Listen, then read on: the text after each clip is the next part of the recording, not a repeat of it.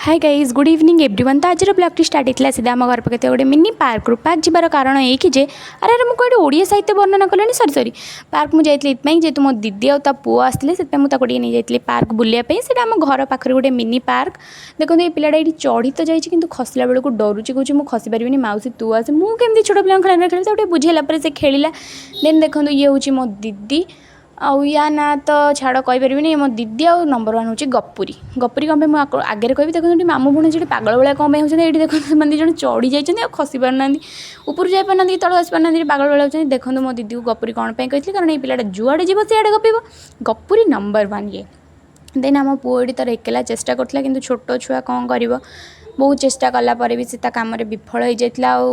पड़ी भी जाइला देन आम समस्ते तापर हसीलु से कांदुला मुझे ये गेला करके बुझेदेली देन ताको बुझेला मौसीर शक्ति मिलगला और से पुणी आउे गला तार चेष्टा करने चेष्टा कला से कम सफल भी है सब